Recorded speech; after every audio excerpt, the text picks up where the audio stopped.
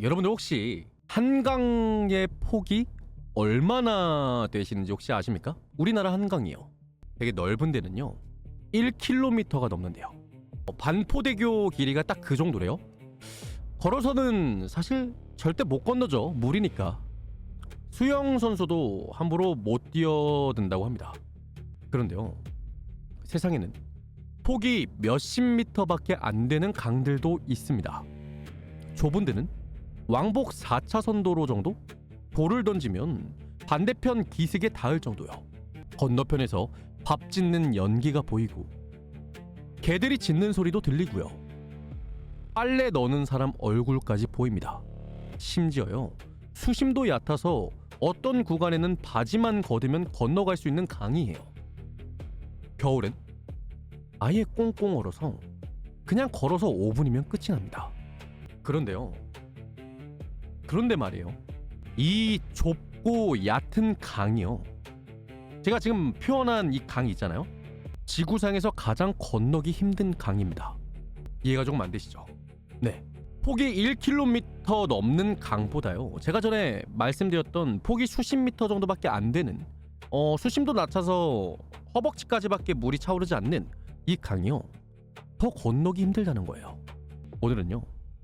이 이야기를 하려고 합니다. 세상에는요. 정말 무서운 국경이 많습니다. 미국과 멕시코 사이엔 거대한 장벽이 서 있고요.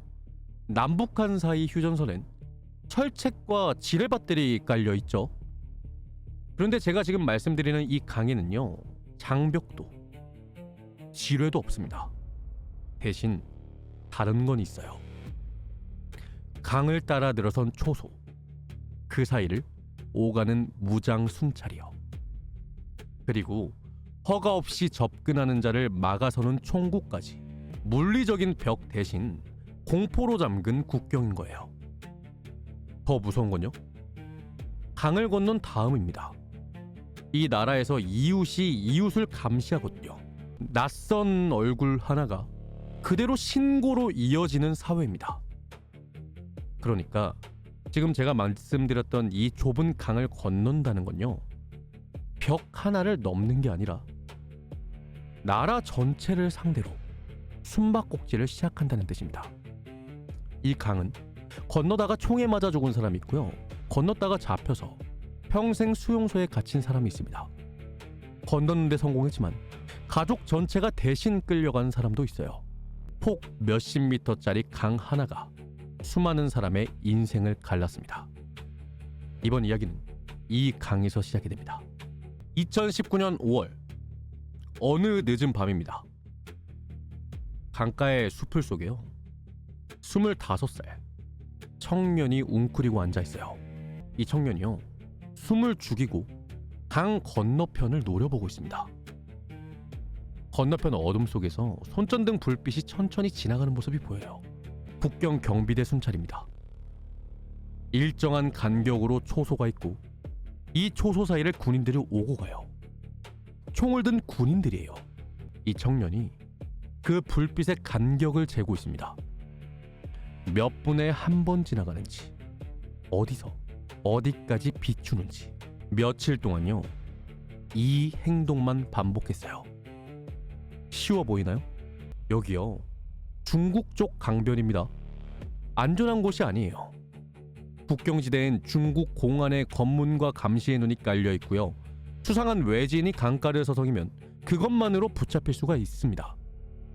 그래서 낮에 청년은 그냥 관광객처럼 걸어 다닙니다. 무심한 얼굴로 강변을 지나면서 눈으로만 지형을 훔치는 거예요. 여긴 물살이 세다.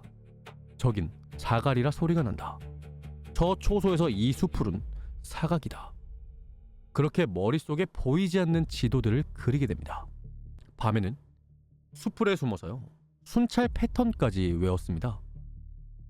청년의 짐은 정말 단출해요. 주머니 속에 아이폰 한 대. 그게 전부예요. 같이 가는 사람 없습니다. 혼자예요.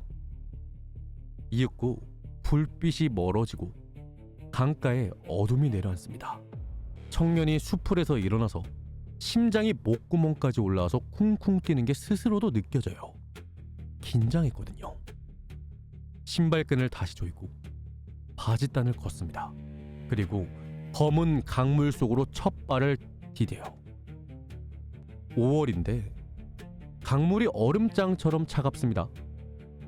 발목, 무릎, 허벅지. 물이 차오르면 차오를수록요, 건너편 어둠이 가까워져요. 그런데 여기서 소리가 나면 끝입니다. 불빛에 걸려도 끝이에요. 한 발, 또 한 발. 그렇게 몇 분, 청년이 반대편 기슭에 도착을 합니다. 젖은 몸으로 진흙을 밟고 숲을 속으로 몸을 던져요. 성공이에요. 국경을 넘은 거죠. 자, 여기까지 들으면 여러분들 혹시 이거 어느 나라 이야기 같나요? 어디의 이야기 같아요? 북한. 그쵸? 그러면 지금 이 행위는 어떤 행위 같나요? 이 청년이 국경을 넘은 행위요. 뭐 하는 행위 같아요? 탈북. 맞아요. 모두가 그렇게 생각할 겁니다. 탈북이라고요. 목숨을 걸고 저 나라를 탈출하는 장면이구나. 우리가 뉴스에서 혹은 다큐멘터리에서 수없이 본 장면이죠. 근데 여기서 이상한 게 하나 있습니다. 이 청년, 방금 등지고 떠나온 땅, 그건 중국이에요. 그리고 지금 막 도착한 땅, 청년이 젖은 발로 밟고선 이 땅이요, 북한이에요. 방향이 반대입니다. 그러니까 이 청년은 지금 북한에서 탈출한 게 아니라 북한으로 침입한 겁니다. 전 세계 사람들이 목숨을 걸고 빠져나오려는 이 나라에요, 제 발로 숨어서 들어갔습니다. 그것도 아이폰 한 대만 들고요. 이 장면을 누군가 봤다면요, 간첩 영화 촬영인 줄 알았을 겁니다. 근데 영화라기엔 이 사람 너무 맨몸이에요. 특수훈련을 받은 것도 아니고요, 무기가 있는 것도 아닙니다. 지원팀 없어요. 비상탈출 계획 없습니다. 있는 건 스마트폰 하나랑 반드시 해야 하는 일 하나. 더 이상한 건요, 이 청년의 신분입니다. 이 사람이요, 대한민국 국민입니다. 서울에서 직장 다니고 월급 받고 주민등록증이 있는 한국 사람이라고요. 심지어 3년 전 바로 이 강을 반대 방향으로 건너서 북한을 탈출했던 탈북민입니다. 지옥에서 겨우 빠져나왔던 사람이요, 3년 만에 이 지옥으로 다시 걸어 들어가고 있는 겁니다. 대체 왜? 무엇이 저 사람을 저 강 앞으로 다시 데려온 걸까? 이걸 이해하려면요, 시간을 10년 전으로 돌려야 됩니다. 이 청년이 아직 15살, 모범생 소년이던 시절이에요. 청년의 이름은 김강우 씨입니다. 훗날 방송에 나오셔서 자신의 이야기를 직접 들려주신 실존 인물이시고요. 이번 이야기는 그의 증언과 언론 보도, 그리고 그가 직접 쓴 기록을 토대로 한 실화 이야기입니다. 강우 씨의 고향은요, 양강도 해산이라는 도시입니다. 아까 전에 말했던 그 좁은 강, 압록강 바로 앞에 있는 국경 도시예요. 강 건너편은 중국 장백현이에요. 이게 얼마나 가깝냐? 해산 사람들은요, 중국 쪽 건물 간판을 맨눈으로 읽을 수 있다고 합니다. 밤이 되면 강 건너 중국 땅은 네온 사인으로 환하게 빛나는데 해산 쪽은 전기가 부족해서 깜깜한 어둠에 잠긴다고 해요. 한 도시의 절반은 21세기, 절반은 다른 세계인 거죠.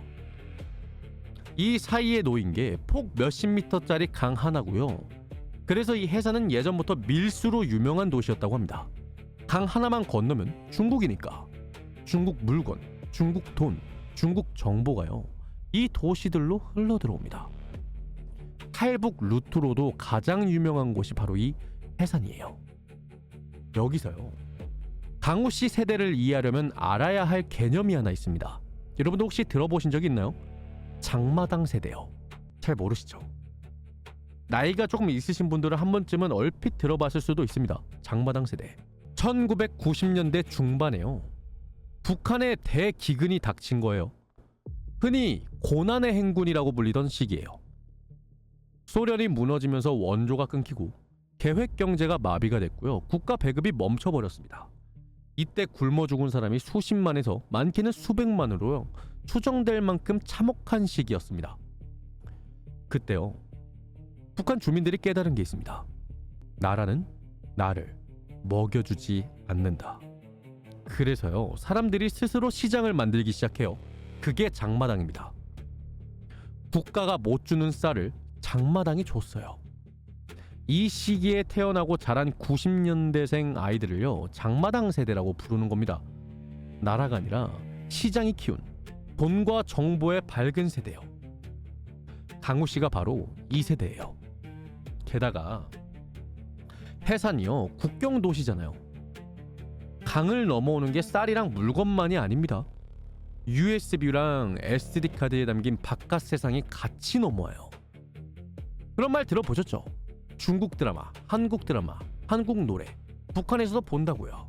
그래서 우리 종종 뉴스로 이런 소식들 접하잖아요. 나만 영상물을 봤다는 이유로 끌려가는 사람이 나올 만큼 진짜 말 그대로 단속이 엄청나게 살벌합니다. 그런데도 사람들은요, 몰래 봐요.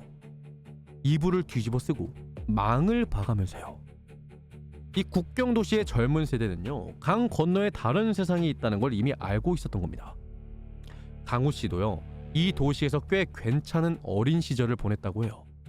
집안 형편도 나쁘지 않았고 무엇보다 공부를 잘했거든요. 그냥 자랑 정도가 아니에요. 전교 1등을 놓치지 않는 수지였다고 합니다. 할머니가 도서관 사서여서 어릴 때부터 책에 파묻혀 살았고요. 북한 영화에 나오는 종군 작가들을 보면서 글 쓰는 사람들을 동경하기도 했다고 해요. 장래희망이요, 직업 군인입니다. 어릴 때부터 체제선전을 보고 자랐으니까 나라에 충성하는 군인이 되는 게 소년의 꿈이었던 거죠. 그러니까 이 시점에 강우 씨는요, 탈북을 꿈꿀 이유가 단 하나도 없는 아이였습니다. 체제를 의심해 본 적도 없는 그 사회의 모범생. 이런 아이가 어쩌다가요, 목숨을 걸고 강을 건너던 사람이 됐을까요? 첫 번째 균열이요, 2009년에 찾아옵니다. 강우 씨가 15살 때예요. 그해 11월 30일 오전, 북한 당국이요, 기습 발표를 했습니다. 오늘부터 화폐를 개혁한다. 국권 100원을 시권 1원으로 바꾼다고요. 이게 무슨 말이냐면요, 여러분들이 평생 모은 돈에서 맨 뒤에 0을 2개 지워버리겠다는 뜻이에요.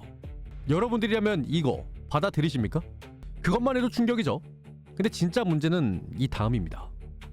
교환에 한도가 있었거든요. 한 가구당 바꿔주는 돈이 국권 10만 원까지. 그 이상은 사실상 휴지 조각이 되는 겁니다. 우리나라로 좀 이해하기 쉽게 설명을 하자면요, 어느 날 오전에 뉴스 속보가 뜨는 겁니다. 오늘부터 신권으로 교환합니다. 단 1인당 교환 한도는 얼마까지? 여러분들 통장에 1억이 있든 10억이 있든 100억이 있든요, 한도가 넘는 돈은 나라가 인정을 안 해준다는 겁니다. 하루아침에. 그것도요, 예고도 없이요. 이게 실제로 벌어진 일입니다. 아까 전에 말씀드렸죠. 이 나라 사람들 장마당으로 먹고 삽니다. 그렇게 10년 넘게 허리띠를 졸라매고 모은 전 재산이요, 하루아침에 종이 조각이 된 거예요.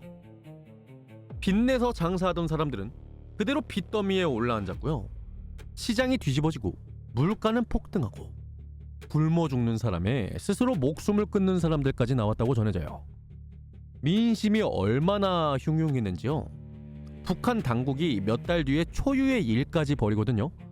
화폐 개혁을 주도했던 이 노동당 간부 박남기를요, 공개적으로 총살을 한 거예요. 죄목은요, 민족 반역죄. 정책 실패의 책임을 사람 목숨으로 덮은 겁니다. 그리고 이 민족 반역죄, 반역자라는 단어 기억해 두세요. 이따가 다시 한번 나옵니다. 아무튼 이러한 화폐 개혁으로 인해 북한의 중산층이 무너졌고요. 강우 씨네 집도 무너지게 됩니다. 그 물결에 휩쓸렸어요. 그럭저럭 살만하던 집이 한순간에 주저앉은 겁니다. 그리고 무너진 살림을 일으키고자 강우 씨의 아버지가 집을 떠나게 됐습니다. 강우 씨가 길에서 우연히 떠나는 아버지랑 마주쳤는데 끝내 인사를 건네지 못했다고 해요. 이게 마지막이에요. 시간이 흐르고 흘러 아버지는 돌아오지 못했죠. 전해지는 이야기를 종합하면요, 아버지는 국경을 넘다가 중국 공안에 체포가 됐고 북한으로 강제 송환 뒤에 정치범이 되어서 세상을 떠났다고 합니다. 그리고 아버지에게 붙은 낙인, 민족 반역자. 화폐 개혁을 망친 권력자에게 붙었던 바로 그 단어가요, 먹고 살려고 국경을 넘은 평범한 가장에게도 똑같이 붙었던 겁니다. 강호 씨가 17살이 되던 해 겨울, 소녀는 한겨울 칼바람 속에서 아버지를 땅에 묻었습니다. 관도 없어요. 고향도 아닌 낯선 타향의 야산이에요. 17살짜리가요, 언 땅을 파서 아버지를 묻는 장면을 한번 생각해보세요. 그런데 북한에서는 이 비극이 여기서 끝나지가 않습니다. 이 나라에는요, 성분이라는 게 있거든요. 쉽게 말하면 신분제입니다. 출신 집안에 따라서 사람의 등급을 나눠 놓거든요. 핵심 계층, 동료 계층, 적대 계층. 이 등급이요, 대학 진학부터 군입대, 직업, 거주지까지 인생 전체를 결정합니다. 그리고 이 성분은 연좌제로 굴러갑니다. 아버지가 민족 반역자가 되는 순간 이 낙인이요, 아들에게 대물림 된다는 거죠. 전교 1등이었던 강우 씨는요, 이날부로 미래를 통째로 빼앗겼습니다. 군대 못 갑니다.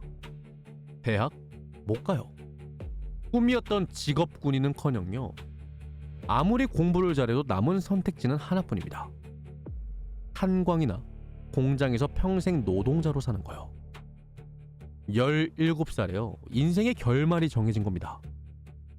그것도 본인이 뭘 잘못해서가 아니라 아버지가 살려고 강을 건넜다는 이유로요. 그렇게 몇 년이 흘러 2015년 12월 21살이 된 강호 씨가요, 친구들과 송년회를 하고 밤길을 혼자 걸어서 집에 가고 있었습니다.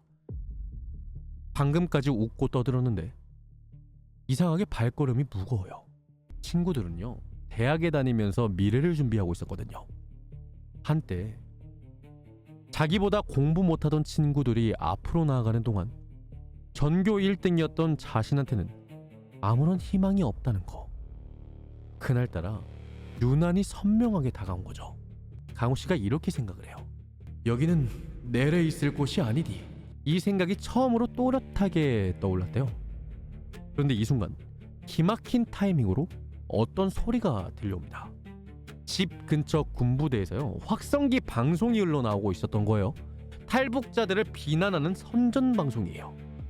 조국을 배반하고 도망친 민족의 쓰레기들, 뭐 이런 내용들 있잖아요. 근데 이 방송을 듣는데 강호 씨 머릿속에 떠오른 생각이 정반대였대요. 저 사람들은 오죽했으면 가족과 고향을 다 버리고 떠나갔나. 체제가 만든 비난 방송들이요, 오히려 탈북을 결심하게 만든 거죠. 그날 밤 집에 돌아온 강호 씨가 어머니 앞에서 말을 합니다. 한국에 가고 싶다고요. 생각해봐요. 이 어머니는요, 이미 국경을 넘으려던 남편을 잃었습니다. 그 강이 사람을 어떻게 삼키는지 누구보다 잘 아는 사람이에요. 그런데 그런 어머니한테 하나 남은 아들이요, 같은 강을 건너겠다고 말하고 있습니다. 여러분들이 어머니라면 뭐라고 하실 건가요? 뭐라고 하실 것 같으세요? 이 어머니의 대답이 기록으로 남아있는데요, 이렇게 말을 하셨어요. 내래, 너를 가라고 등 떨미자니 너희 아바이처럼 잡혀 죽을까봐 못하겠고, 가지 말라 하자니 내래 너를 대학에 보내줄 수도 뒷바라지를 해줄 수도 없으니 아무 말도 못하겠다. 네가 알아서 결정하라고. 그리고 이 오만이를 원망하지 말라. 가라는 말도 가지 말라는 말도 차마 못하는 거예요. 이게 어머니가 해줄 수 있는 최대한의 허락이었던 거죠. 그렇게 2016년 5월 22살의 강우 씨는요, 친구 한 명과 함께 압록강을 건너게 됩니다. 품에는 딱 하나 아버지의 사진 한 장만 들고요. 그리고 떠나기 전에 어머니에게 약속을 남깁니다. 오마니, 무슨 일이 있어도 3년 안에 꼭 모시러 오겠습니다. 기억해두세요. 3년입니다. 이 숫자가 이번 이야기 전체를 끌고 가게 됩니다. 자, 좀 이상하지 않나요? 한국에 간다면서 왜 압록강을 건널까요? 한국은 남쪽이잖아요. 압록강은 북쪽 끝이에요. 지도만 보면 사실 휴전선을 넘는 게 제일 빠르죠.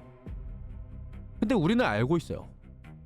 이 휴전선에 폭 4km의 비무장 지대, 지뢰만 100만 발 넘게 깔린 것으로 추정이 되고 있고 철책과 감시 장비가 남북 양쪽 군대가 서로를 노려보는 땅이라는 걸요.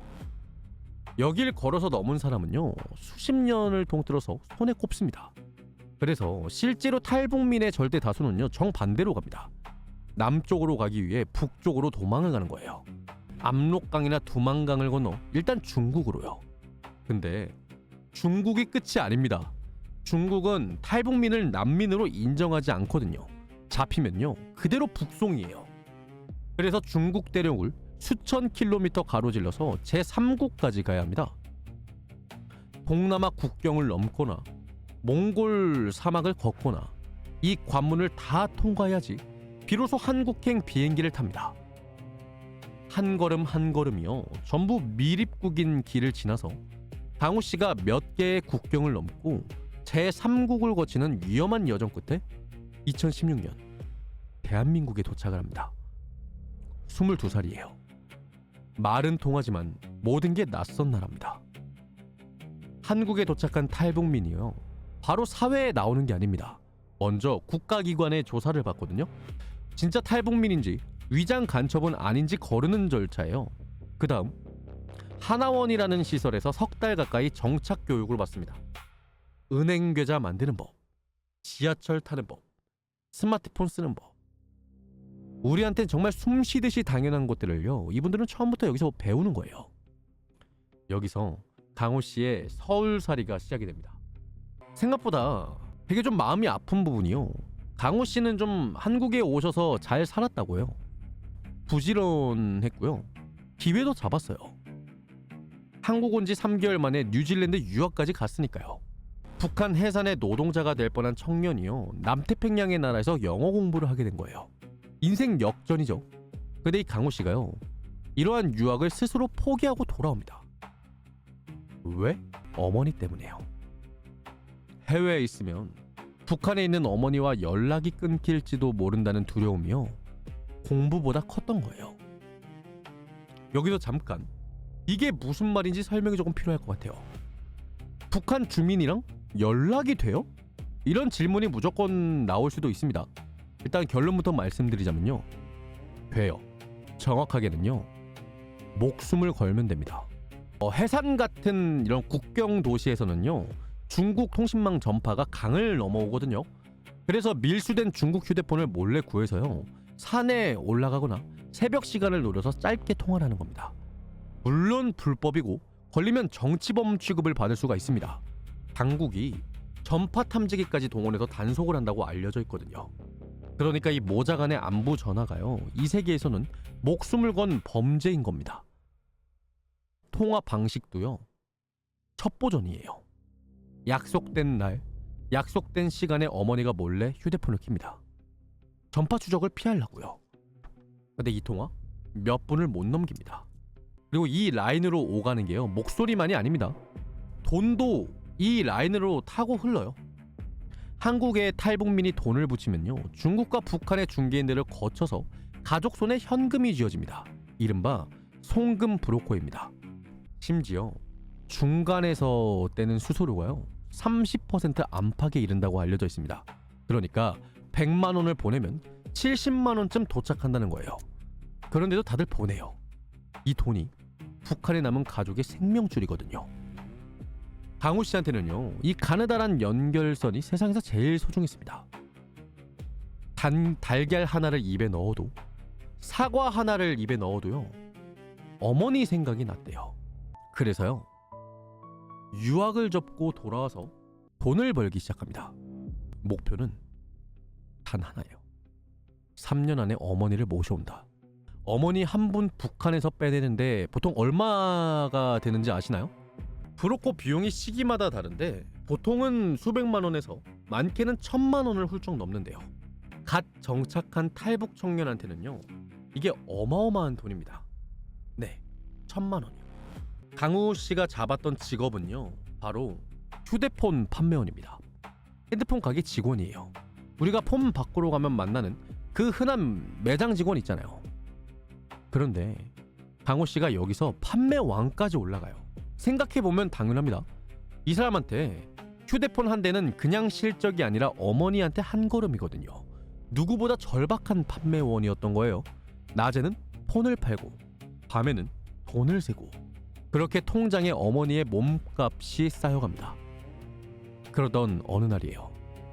매장에 손님 한 명이 들어왔어요. 스마트워치를 사러 온 남자였어요. 강우 씨가 응대를 하는데 남자의 말투가 어딘가 귀에 익어. 억양이요. 서울 사람 억양이 아닌 거야.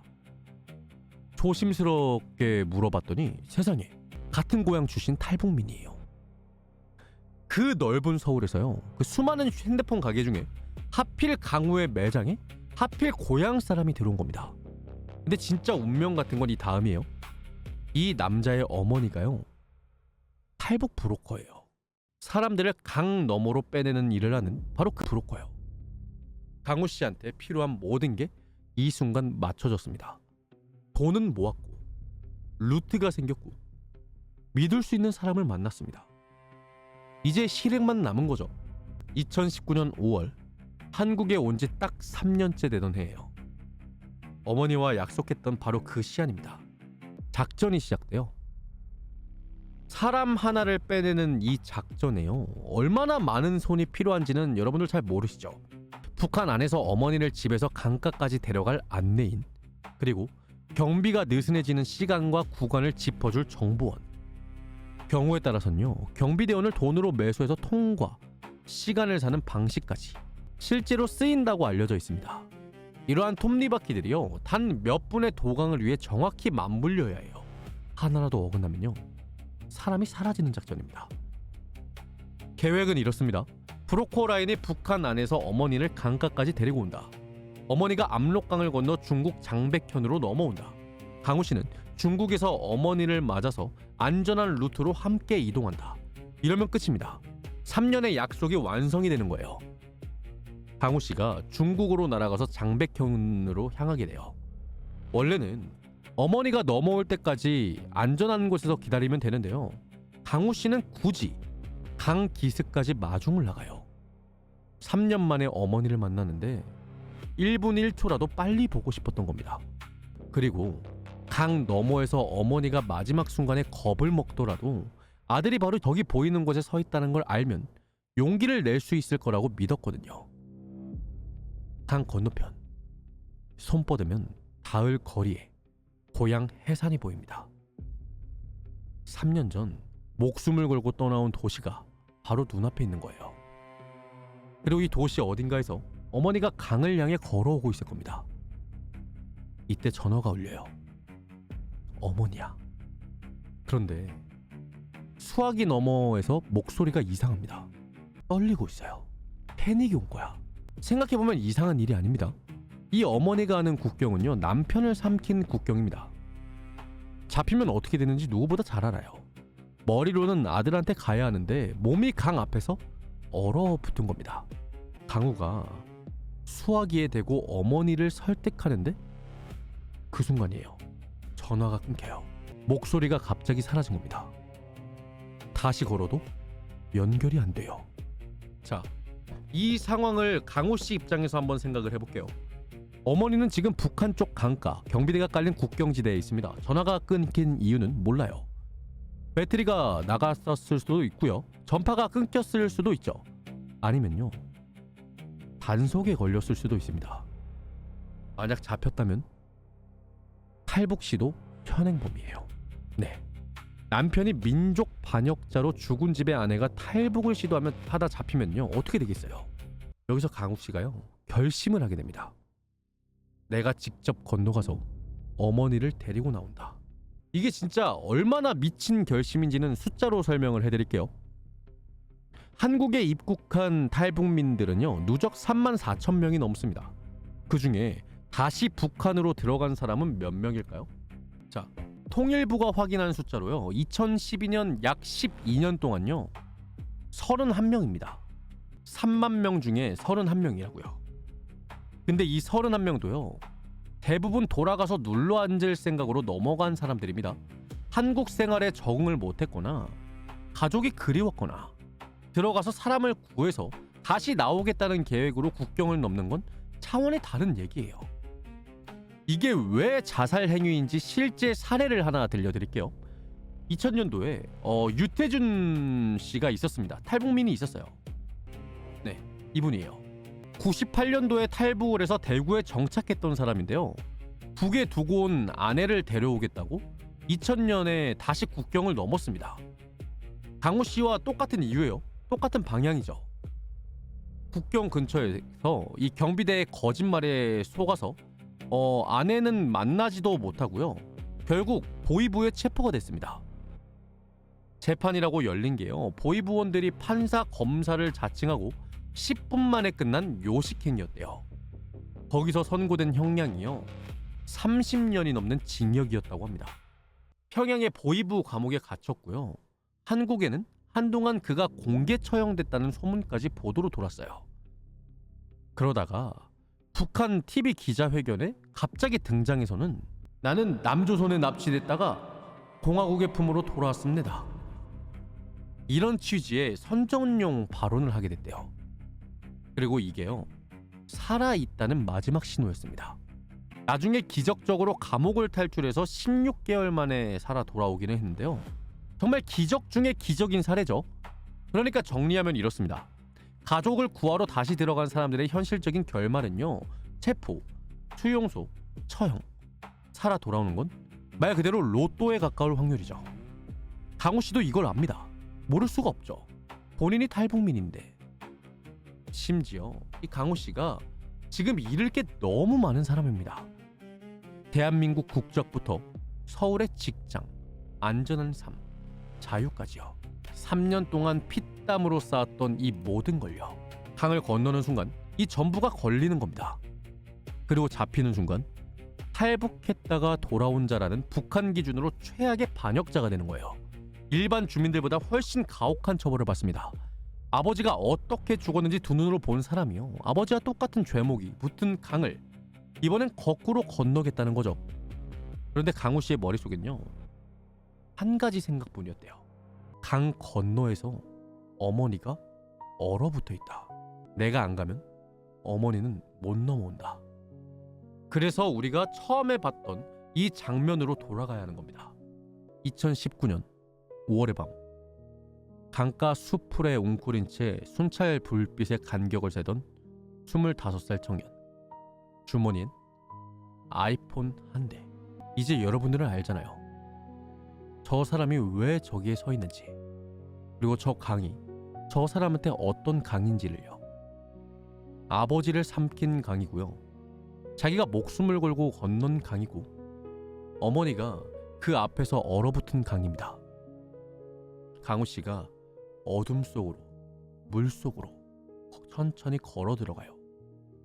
세상에서 제일 탈출하기 힘든 나라로, 제 발로요.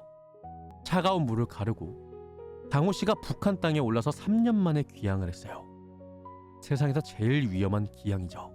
젖은 몸으로 수풀을 헤치고 어둠 속을 이동하는데요. 그때 인기척이 들려요. 어둠 속에서요. 국경 경비대원과 눈이 마주쳤어요. 총을 든 군인입니다. 여기서 잡히면 모든 게 끝이 나요. 어머니도 못 구하고 본인은 간첩으로 몰려서 수용소 아니면 처형대예요. 강우 씨가 선택한 건 몸싸움이었습니다. 맨몸의 청년이 무장한 국경 경비대원과 어둠 속에서 뒤엉킨 거예요. 소리 지르면 끝이고 총이 발사돼도 끝입니다. 필사적인 몸싸움 끝에 이 강우 씨가 군인을 제압해요. 그리고 뒤도 안 돌아보고 해산 시내 방향으로 내달립니다. 3년 만에 돌아온 고향 거리를요. 숨을 곳을 찾아 도망치면서 달리는 거죠. 그렇게 강우 씨가 어머니가 있는 곳에 도착을 했습니다. 문이 열리고 어머니가 아들을 봐요. 서울에 있어야 할 아들이, 전화기 너머에 있어야 할 아들이요. 젖은 몸으로 북한 땅에 눈앞에 서 있습니다. 3년 전에 모시러 오겠습니다 라고 하고 떠났던 아들이요. 진짜로 모시러 온 거예요. 강을 건너서요. 이 상봉이 어떤 기분이었을지는 차마 설명을 못하겠고요. 설명할 시간도 없었어요. 왜냐면 이 모자한테는 시간이 없었거든요. 기억하시죠? 강호 씨가 강가에서 경비대원과 몸싸움을 벌였잖아요.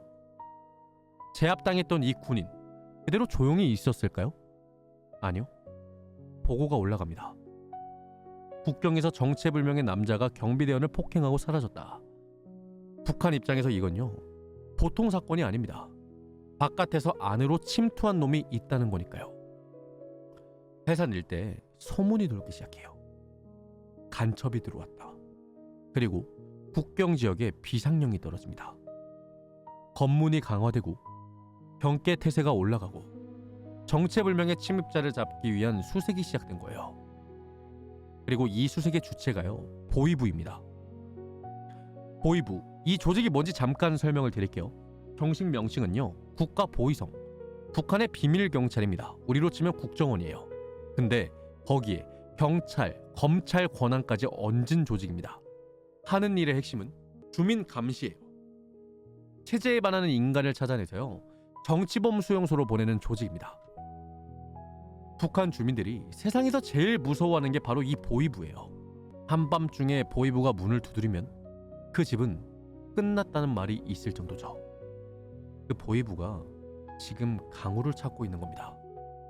강우 씨를 찾고 있어요. 강우 씨의 원래 계획은 빠르게 어머니를 설득해서 곧바로 강을 다시 넘는 거였습니다. 며칠이면 끝날 일이었죠. 그런데 비상령이 떨어지면서 국경이 잠겨버렸어요. 경비가 몇 배로 촘촘해졌고요. 지금 강에 접근하는 건 자수하는 것과 마찬가지입니다. 강우 씨가 선택할 수 있는 거 단 하나뿐이에요. 숨는 거. 경계가 풀릴 때까지 이잡듯 뒤지는 수색을 피해서 북한 안에서 버티는 거. 그렇게 시작된 게 22일입니다.